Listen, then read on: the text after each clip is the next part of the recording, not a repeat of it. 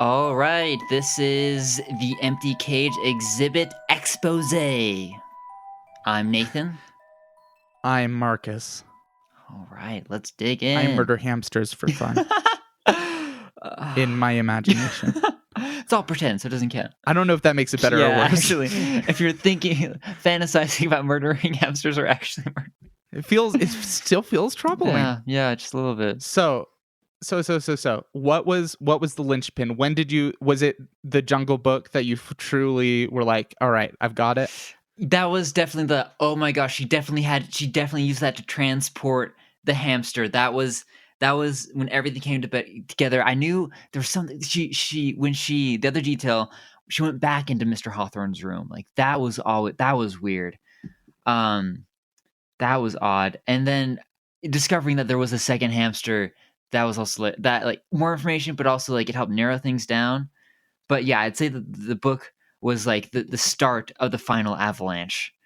So yeah, which, man, it is so fun to see someone like have aha moments. That's the best part of mysteries, I think. That was so good. Was the setting what you were expecting? No, but no. And once you said what kind of cage it was, I was like, oh, he was talking at one point about making a murder mystery in a schoolyard. Oh, okay, hamster cage. Yeah, but yes, that definitely. I think I when you told me the title for this or earlier, I was thinking snooty prep school, birdcage, something like that. But no, I enjoyed being a fourth grader. Like it's still a murder mystery, but I don't know. It's a different dynamic, right? I think that's one of the reasons I want to do this setting is because you are not in a position of power here. Yes, that was interesting.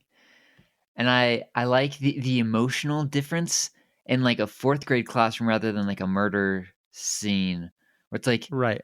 I'm emotionally attached to my class. There's this emotional attachment to the classmates, to the teacher, and also to the hamster. So like, you don't. Yeah, it was. I liked it. I had in my mind the whole time my second grade classroom, Mrs. Fielder's class. Like, so we had a door to the outside, a door to the hallway. We had sinks on the side. Yeah. Awesome. Yeah, no, definitely a lot of these details are from very specific memories from specific moments in my childhood. Even just the obsessive, like, class-wide hunt comes from a specific memory. There was one of my teachers had this stuffed Winnie the Pooh that went missing. Ooh. And it went missing with a ransom note. What? That's amazing. Isn't that crazy? What? Wait. Okay. So all of us as students, of course, instantly were like, forget everything ever. We are all going to grow up to be forensic scientists and detectives. This is what we're made for. Oh my god. So all of us were like obsessive over this. It was another teacher across the hall that was doing this elaborate joke. And I'm pretty sure my teacher was in it too. You know, obviously, like they both were kind of playing it. It culminated, like they did this whole story and eventually it led to meeting with the other teachers' class in the park for a pizza party and they got it back. And right. That's anyway, amazing. But I still remember kind of the obsessive, like, no, we are the detectives. And that's kind of where Jenny comes from. That makes me want to be like an elementary school teacher, to be able to do things like that. Just so you can do stuff like that. Heck yeah. Oh, that'd be so cool. Yeah. I mean, obviously, I already mentioned Pokemon cards. That was a big thing. Oh. I've never actually had a class pet. I have had a hamster that suddenly died. So same. They can't just die on a whim. We had a hamster one summer for a little bit. Name was Ginger. We renamed it Hammy because, you know, classic. But it had a heart attack and it died in its tube, got stuck, and so we had to bury the tube with it. Kind of very sad. My goodness, that is such a specific sad detail. I remember this very clearly. But we also had many class pets. Like third grade, we had 30 hermit crabs, we had 12 baby chicks, and then 6, I think it was cockatoos or parakeets, one of the two. Wow. And is this in America? Yeah, it was Mrs. Coleus's third grade class. She retired after that year. We also took care of the garden. That was I don't remember learning anything in that class, but I remember that. It was a fun time. Yeah, the formative memories. It's wild that little things like class pets or, you know, specific carpet designs are like the memories that are enduring for me from these classes. Right? Good times. I think I was in a class with hermit crabs. I forgot about that. We had like a whole hermit crab racing ring at my school at one point. Like you could bet That's on hermit awesome. crab races. Dude, Yeah. that's awesome. It's like a tame version of cockfighting. It's great. Basically. All right. Well, hey, can I clear up some like evidence, some like things that you didn't Oh yeah, find? oh yeah. So on the teacher's desk, amongst the PTA forms, I admit some of this evidence there wasn't really an easy way for you to get to Mm. because it wasn't always accessible depending on where people were. But on the classroom desk, there's a note written to Julie saying, "Thank you for the lasagna. It was delicious. Sebastian's first surgery went well. Also, thank you for looking out for my daughter. It's been a rough few weeks, but she's always beaming when she tells me about your class. Signed, Rosa Perez. P.S. Thank you for your discretion. Sierra doesn't like extra attention." Okay. And with a little more digging, you would discover Julie is the first name of Miss Ackroyd. Rosa is the mother of Sierra and also the head PTA, one of the people in the PTA association. And Sebastian is her older brother who was going through a series of surgeries. So Sierra was having a rough time, and that's why. This is specifically what Miss Yeah. Ackroyd was referring to when she said there are extenuating circumstances. And that's why she wanted to be able to give the hamster to Sierra on her birthday.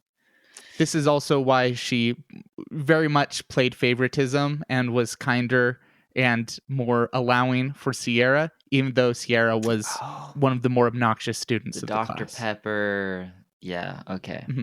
There was another reason for that too. Can you figure out why she would have had Sierra go to the teacher's lounge? Because at that it's probably because Sierra loves the hamster. She would have played with it. She might have noticed the difference. So That's right. She, as the person who knew the hamster the best, she had to get her out of the classroom. Right, because Sierra says that even Miss Ackroyd agrees that Sierra is Hamlet's favorite. Mm-hmm. That's right. And luckily, the person who played the longest with the hamster had the worst eyesight. Yeah. And that was the only function of him like squinting a lot. For one thing, I think it's a fun character detail. Yeah. But for another thing, he played with Jasper, and even a detail-oriented fellow like him did not register. He did register enough that it was different temperament, but he wasn't able to see that the markings were different. It was a different hamster. Interesting. Lucian just didn't notice those kind of things. That's I figured. But yeah, that was a lot of fun for me too, because I tried to, more than the first one, I tried to like foreshadow things. Yes. Like I'm sure with varying results, like I can probably do better, but like Lucian early on said something along the lines of hamster killer and said hamsters plural. Yes. And so it was like a mini part of the mystery that like eventually you were able to go back to and figure out, why do you believe there's more than one hamster missing? Yes, because he did say that earlier. I liked how you in there when you gave me the character traits, like you foreshadowed some things like origami. Like that's how figured out, oh, he's good at crafts. That's probably him. He could cut stuff out really well. Or Lucian box tops. That's how he got Star Student. But we also found out later that he stole those box tops from Newell, and Newell. That's why Newell wrote the thief note. Mm-hmm. Yeah, that's a bit of kind of like flavor that wasn't, not a red herring, but just a little bit of other drama going on, Some background. Mm-hmm. Yeah. There was one bit of evidence that I was going back and forth if I wanted you to find it, because it would make everything like way more complicated because it was a red herring. Oh. And it was a chocolate bar in Lucian's stuff, like in Lucian's desk, his cubby, that had the corner nibbled off. So synthetic sugar. Right. But it was planted there by Newell. So Oh. Newell tried to frame him for hamster murder, at least in my head. Oh, okay, so while the class Newell is like, all right, I'm not gonna send him creepy notes, but he's like, I'm sure that the hamster is dead because of Lucian. So if I can like frame him for it, then maybe finally he'll get in trouble for something. Newell. Oh, so it's Newell's chocolate bar. Okay. I Interesting. don't know. Like I said, that would have made things more complicated and it would have given me a lot more pieces to pick up. The same thing actually with that teacher's parent conference note, because it like introduces 3 or 4 names that aren't anywhere else. So I'd have to make things even more connected if you ended up digging around those areas. Gotcha. But I liked that a lot, and I liked having Jenny have the timeline. That was super helpful. Oh, and I liked being able to like play through it. Like I was there before, I was there, like kind of there during. Like I didn't just come into the aftermath. I was there the whole time. That was kind of fun to play through. Right. And I think that's another way that kind of foreshadowing is fun. Like those details, you're like, oh, that makes sense later. It's Yeah. nice to nest it in a story because then you aren't like, if the murder already happened and I'm like, all right, outdoor recess was from this time to this time, then you would. I'm sure you were already taking notes when I went through the first Mhm. part, but it was fun to nest it in the story of your experience of the events. You know? Yes. And also I feel like the holographic Lugia Pokemon escapade, that was definitely a relatable tidbit. That was big in my back in my day. Yeah. But I think some of my favorite moments were your most bold moments ooh. when you're like, all right, here's the deal. Like, I loved that because I felt like the turning point in the mystery was when you approached Lucian with, like, I know you did this. I know you did that. I know you did this. So tell me this. And, like, in those kind of scenarios, like, I want to reward you for, like, saying it how it is. And then I felt like that's kind of the gateway to realizing the other empty cage. And that way Yep. you can make the whole hamster swap deal. Multiple hamsters. It was fun Oops, fun to multiple hamsters. kick open Mr. Hawthorne's door and go. Oh, He's like, what are you doing? I do feel bad for shouting now that there was a hamster killer on the loose, but I'm sure that class just erupted into chaos as well, yeah, probably. spread the chaos. Oh, and also the spooky note at the end: hunt the hunters, the grassman, the grassman. Yeah, you and I both seem to have concepts of other entities, and I'm curious of how much is too much here. All I know is, in my head, it all makes sense. Hey, that's good enough for me. It For now. makes sense what I'm doing. I don't necessarily understand what you're doing. Hey, as long as you know what you're doing, or even if you don't know everything yet, that's okay. I am very intrigued.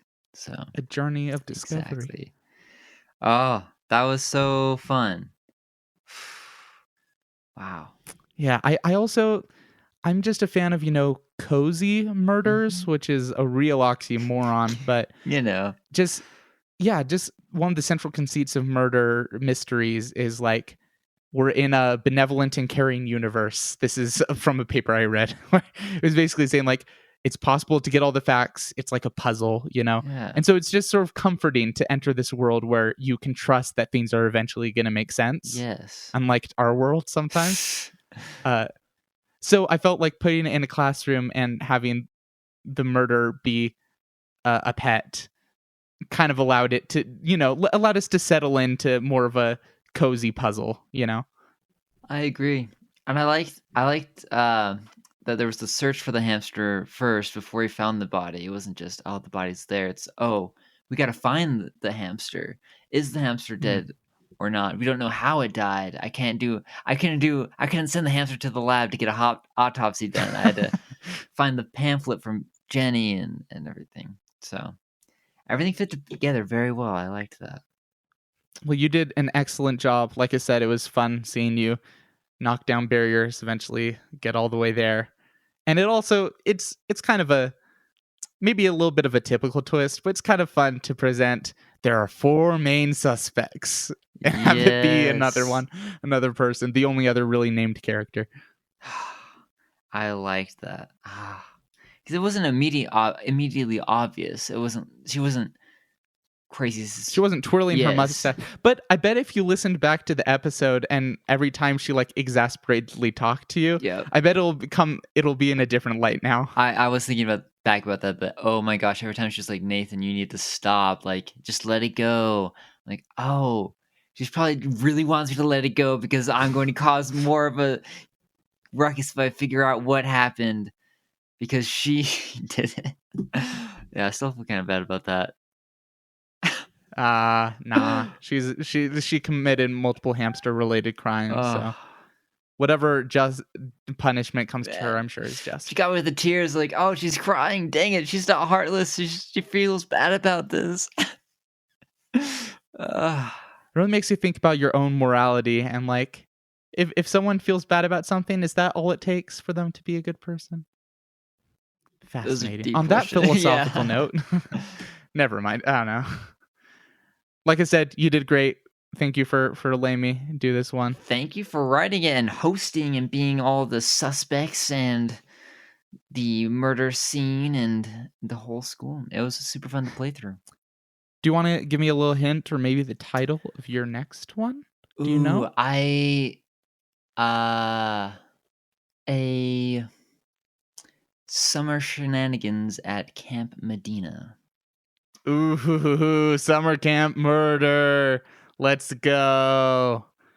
That kind of setting. It's classic. Yep.